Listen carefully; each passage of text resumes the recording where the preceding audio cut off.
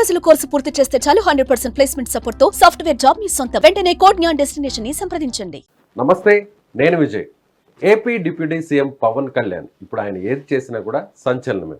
ఇప్పటి వరకు కూడా పంచాయతీరాజ్ శాఖలో సమూల మార్పులకు శ్రీకారం చుట్టినటువంటి పవన్ కళ్యాణ్ ఇప్పుడు తాజాగా అటవీ శాఖలో కూడా అలాంటి మార్పులను తీసుకురాబోతున్నారు. ఎస్, దీని గురించి డిస్కస్ చేద్దాం. మనతో పాటు ఉన్నారు పొలిటికల్ అనలిస్ట్ చంద్ర శ్రీనివాస్ గారు. నమస్తే. నమస్కారం విజయ్ గారు. పంచాయతీరాజులో చాలా మార్పులు తీసుకొచ్చారు, గ్రేడింగ్ తీసుకొచ్చారు, పంచాయతీరాజ్ వ్యవస్థకు నిధులను తీసుకొచ్చారు, రోడ్స్ వేస్తున్నారు మారుమూల ఎక్కడో కూడా. ఇప్పుడు అటవీ శాఖ మీద ఆయన ప్రయారిటీ పెట్టారు. సో దాంట్లో కూడా చేంజెస్ రాబోతున్నాయి. డెఫినెట్గా ఆయన తీసుకున్న శాఖలన్నిటికీ కూడా అవన్నీ తీసుకొస్తారు. మీరు అన్నట్టు ఎటువంటి అనుభవం లేదు. ఎక్కడ ఒక కనీసం ఎమ్మెల్యే అంటే ఒక 5 సంవత్సరాలు 10 సంవత్సరాల అనుభవం అనుకుంటాం. First time MLA, 100% strike rate.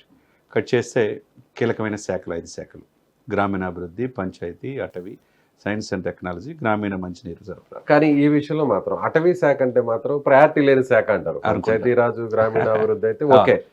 అలాంటి శాఖను తీసుకొని ఆ శాఖకి ఇప్పుడు ఆయన వన్ను తెచ్చే ప్రయత్నం చేయబోతున్నారు. డెఫినెట్గా చేసే ఇది సత్తా ఆయనకు ఉంది. ఎందుకంటే మొదటి నుంచి కూడా ఆయన మొక్కలంటే ఇష్టం.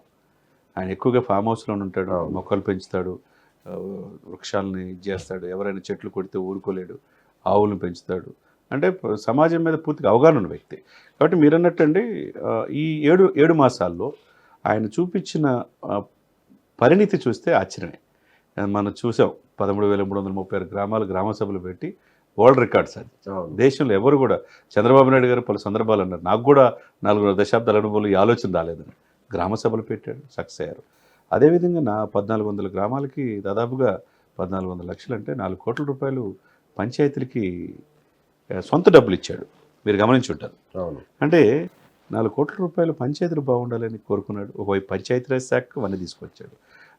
గ్రామీణ రోడ్లు సదుపాయాలు అస్తవ్యస్తం అయిపోయింది 5 సంవత్సరాలు.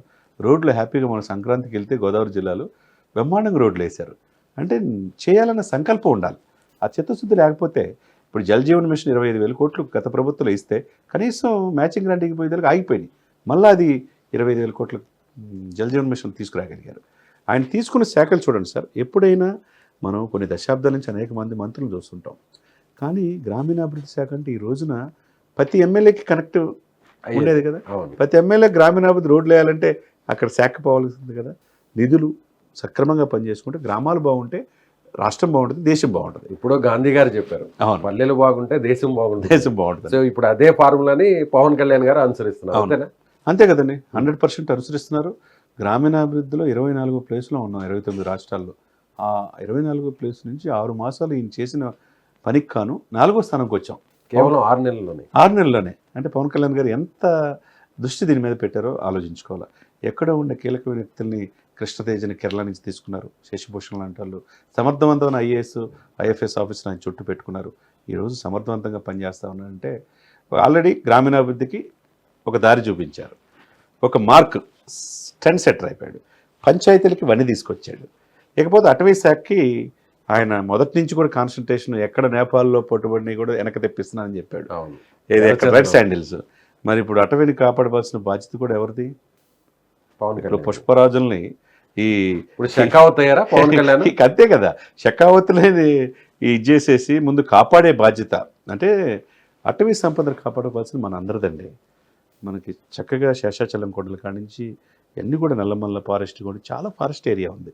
దీన్ని కాపాడుకోకపోతే 50% పచ్చదనంతో ఆంధ్రప్రదేశ్ హరితాంధ్రప్రదేశ్గా ఉండాలని వీళ్ళ సంకల్పం, చంద్రబాబు నాయుడు గారిది, పవన్ కళ్యాణ్ గారి. ఆ దిశగా ఇప్పుడు అటవీ శాఖ మీద, అటవీ శాఖ ఉత్పత్తుల్ని, అక్కడ గిరిజనులు ఉంటారు, ట్రైబల్స్ ఉంటారు, ఆ ఉత్పత్తుల్ని వాళ్ళు ఏమంటే అదే ఇదిలో ఉంటారు, కానీ ఈ మార్కెటింగ్ చేసుకోలేరు. వాళ్ళకి అవకాశమైన వసతి కల్పించాలన్నారు. ఎప్పుడు లేని విధంగా మన్యంలో మనం ఎప్పుడైనా చూసామా? 5 దశాబ్దాలు ఎవరు వెళ్ళా, ప్రాణాలతో సైతం తెగించి మన్యంలో వెళ్ళాడు. అక్కడ కనీసం సదుపాయాలు లేకపోతే గర్భిణీ స్త్రీలు కూడా ఆ డోలీలో తేవాలి. ఆ పరిస్థితి నుంచి వాళ్ళకి రోడ్లకే మీరు ఆశ్చర్యపోతారు సార్, 148 కోట్లు శాంక్షన్ చేయించాడు. బురదలో దిగి మరీ వెళ్ళి పరిశీలించారు. అంటే దాన్ని బట్టి మనం ఏమి అర్థం చేసుకోవాలి? ఒకవైపు ఇప్పుడు వరకు సమాజానికి దూరంగా ఉన్న వాళ్ళని బయట సమాజానికి పరిచయం చేస్తున్నారు. పంచాయతీల గ్రామాల అభివృద్ధితో పాటు అటవీ శాఖ మీద పూర్తి దృష్టి పెట్టాడు. అటవీ సంపదను మనం కాపాడుకోకపోతే మనం ఎట్లా సార్? ఒక మొక్క ఏం ఆశించకుండా నీ కూర్చోడానికి కుర్చీ అవుతుంది, పడుకోవడానికి బెడ్ అవుతుంది, చనిపోయినప్పుడు 6x4 ఆ 4 కట్టలు తప్పితే అటు ఇటు మనకి వెండి మలతాడుండా తీసేస్తారు. అవును. అంటే చివరి వరకు కూడా అది మనతోనే ఉంటుంది. కాబట్టి ఆ చెట్టుని కాపాడుకోవాల్సిన బాధ్యత మనందరిది. అందులో పర్యావరణాన్ని కాపాడుకుంటూ ఆ సమతుల్యం పాటించకపోతే సో పెనుముప్పులు ఉంటాయి. పెనుముప్పులు మనం చూస్తున్నాం, గ్లోబల్ వార్మింగ్ ఇవన్నీ కూడా పరిస్థితులు ఏంటి. రోడ్డు విస్తరణ పేరుతో బెంగళూరులో మనం కొట్టేసేస్తే చెట్లు 100 సంవత్సరాల పేరు చెట్లు ఏమైపోయింది, వాటర్ లేని పరిస్థితి. వాటర్ లేని పరిస్థితి ఉంది. మనం మిగతా ప్లేసులు కూడా చూసాం. కాబట్టి మనం మన పర్యావరణాన్ని, ప్రకృతికి, చెట్లకి ఇట్లా ఇబ్బంది లేకుండా నగరీకరణ చేసుకోవాలి తప్పితే చెట్లు కొట్టేసి కాదు. అటవీ సంపదను కాపాడుకోవడానికి ఈయన కృతనిశ్చయంతో ఉన్నాడు. అందుకని నేను అటవీ శాఖ అధికారులతో, ఫారెస్ట్ ప్రిన్సిపల్ కన్జర్వేటర్ ఫారెస్టులతో ఎక్కడెక్కడ మన అటవీ ఉంది, జూ పార్క్స్ ఎక్కడ ఉన్నాయి, జూలు ఈ జంతువులు కూడా మనం కాపాడుకోవాలి. అదేవిధంగా అడవిని కాపాడుకోవాలంటే శేషాచలం కొండల్లో అతి రేరు, ప్రపంచంలో ఎక్కడ లేని విధంగా రెడ్ శాండిల్స్ ఉన్నాయి. ఇప్పుడు గంగిరెడ్డిలో ఉంటాళ్ళు విపరీతమైన ప్రభుత్వాలు శాసించే స్థాయికి ఎదిగిపోయారు అంతర్జాతీయ స్మగ్లర్లు. మరి అటువంటి తిరుపతిని కాపాడుకోవాల్సిన బాధ్యత మనకు. అది ఎక్కడ? శేషాచల కొండలో. మనం గత 5 సంవత్సరాలు ఎప్పుడైనా రెడ్ శాండిల్ పట్టుకుంది మనం చూసామా? లేదు. ఇప్పుడు 9 ప్లేసుల్లో పట్టుకున్నారు. ఇప్పుడు అక్కడున్న సుబ్బరాయుడిని మొన్న ఈ మధ్య తొక్కిసలాట్లో మార్చారు. కానీ మళ్ళా రెడ్ శాండిల్స్కి వేశారంటే, సమర్థవంతమైన ఆఫీసర్స్ని మళ్ళీ అక్కడ వేశారంటే, మరి అటవీని కాపాడుకోవడానికి నేను ఉన్నాననే భరోసా ఇక్కడ పవన్ కళ్యాణ్ గారు ఇస్తున్నారు.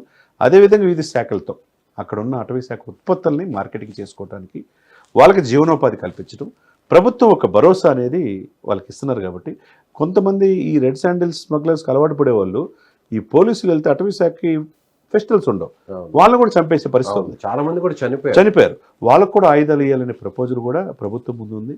తర్వాత సిబ్బందిని ఎక్కువ పెంచడం, అది కూడా ప్రపోజల్ పెట్టి సీఎం గారితో కలిసి, సీఎం గారు ఈరోజు నైట్కి దావోస్ నుంచి వస్తున్నారు కాబట్టి రేపు ఎల్లుండి ఆయనతో కూడా సమావేశమై అడవులను ఏ విధంగా, హరితాంధ్రప్రదేశ్కి ఏ విధంగా ఉన్న వన సంరక్షణ ఏ విధంగా చేసుకోవాలా. ఇప్పుడు చెట్టు చిరంజీవి అయితే భవిత బంగారం అండి. అంటే చెట్టు బతికితే భవిత అందరికీ ఇస్తుంది. కాబట్టి ఆ దిశగా పవన్ కళ్యాణ్ గారు 100% ఆ శాఖకి ఇవన్నీ తీసుకొస్తాడనేది మనం స్పష్టంగా. అలాగే ఏనుగుల దాడిలో కూడా రీసెంట్ గా మనం చూసాం, కుంకి ఏనుగులను కూడా తీసుకొస్తే కర్ణాటక రాష్ట్రానికి తీసుకొచ్చారు. సో రీసెంట్ గా దాడి జరిగితే కూడా ఒక వ్యక్తి టీడీపీ నాయకుడు చనిపోవడం జరిగింది. దాని మీద కూడా కాన్సన్ట్రేట్ తప్పకుండా అండి. అంతకుముందు మనం ఎప్పుడైనా చూసామా? ఇప్పుడు చిత్తూరు జిల్లాలో అవన్నీ కూడా పంట చేతికి వచ్చిన పంటలు 100,000 ఎకరాలు ధ్వంసం చేస్తాయి ఏనుగులు. ఎవరు ఏం చేయలేనిది, ఏనుగులతో పెట్టుకోరు. మరి అది కంట్రోల్ చేయాలంటే కుంకి ఏనుగులు తేవాలి. మరి కర్ణాటక పక్కనున్న రాష్ట్రం, కర్ణాటక రాష్ట్రంతో అక్కడున్న ముఖ్యమంత్రి గారితో సమావేశం, అటవీ శాఖ అధికారులతో సమావేశం అయిపోయి మాకు కావాలనే ఉద్దేశంతో అక్కడి నుంచి రెడ్ శాండిల్ దాదాపు 120 కోట్ల ఇది అక్కడ బార్డర్లో పట్టుకున్నారు. అది కూడా ఆంధ్రప్రదేశ్కి వచ్చేది చేయగలిగారు. తర్వాత ఆ రాష్ట్ర ముఖ్యమంత్రి అక్కడ ఎవరు? కాంగ్రెసే. అయినా ఏ రాష్ట్రం అనేది ఎవరనేది కాదు. ఇక్కడ ఆ సహృద్భావతను ఎలాంటి ప్రయోజనం వస్తుందనేది చూస్తున్నారు. కాబట్టి అక్కడ కుంకి ఏనుగులు తీసుకొచ్చి పంట నష్టపోకుండా ఆంధ్రప్రదేశ్ని కాపాడగలిగారు. ఇవన్నీ కూడా ఏంటంటే మనం గతంలో చూడలేదు సార్. ఇప్పుడు మనం చూస్తున్నాం. ఒక సమర్థవంతమైన వ్యక్తి పవన్ కళ్యాణ్ గారు ఆ శాఖకి రాబట్టి ఈరోజు మంచి రిజల్ట్ మనం చూస్తాం.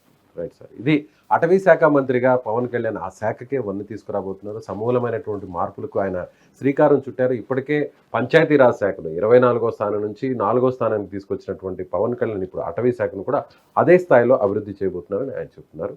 Thank you.